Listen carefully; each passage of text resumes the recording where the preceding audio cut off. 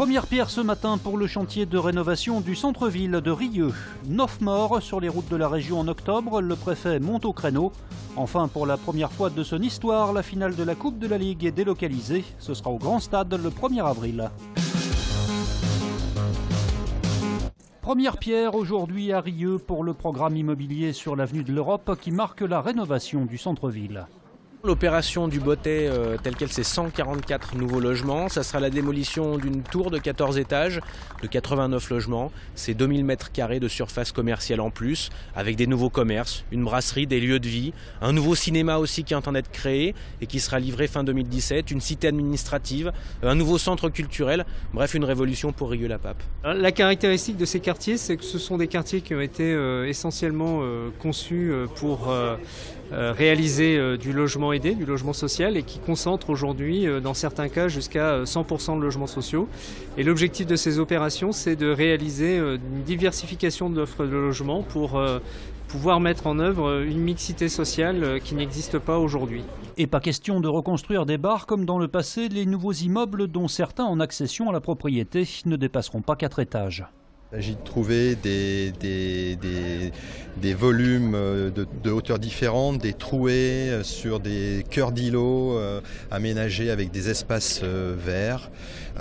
Donc l'ensemble a été conçu dans cet esprit-là. La livraison du premier îlot de logement est prévue début 2018.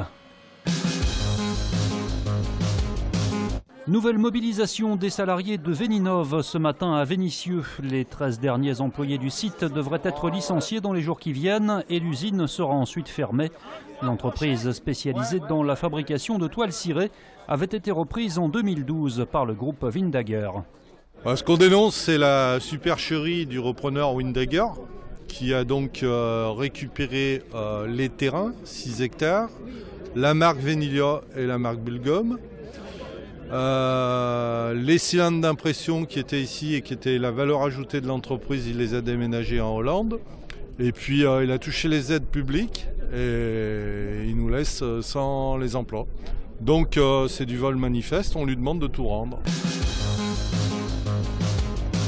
L'irresponsabilité, voici la cause la plus importante des accidents mortels dans le Rhône. Hier était réuni à la préfecture un comité départemental de sécurité routière. Bilan, 48 personnes ont été tuées depuis début 2016. C'est 11 de moins que l'année dernière. Cependant, l'inquiétude augmente depuis la rentrée avec une nette recrudescence des morts sur les routes, notamment 9 sur le mois d'octobre. Tous les accidents renvoient à des causes comportementales. C'est-à-dire c'est le comportement des automobilistes qui est en cause.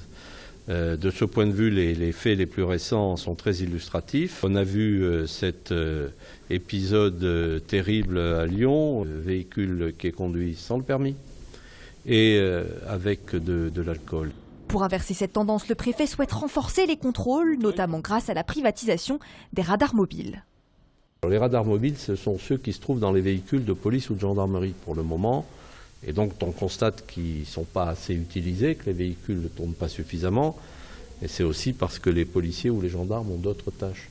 Et donc c'est une activité qui sera déléguée à des opérateurs privés pour que ces radars mobiles, qui sont difficilement détectables, soient davantage employés qu'aujourd'hui. Autre nouveauté, l'obligation pour les entreprises début 2017 de déclarer l'identité des auteurs d'infractions de vitesse de leur flotte d'entreprises, sous peine d'une amende de 1 850 €. Il reste encore un espoir avec le match nul 1-1 acquis hier soir dans la douleur, mais avec l'orgueil face à la Juventus.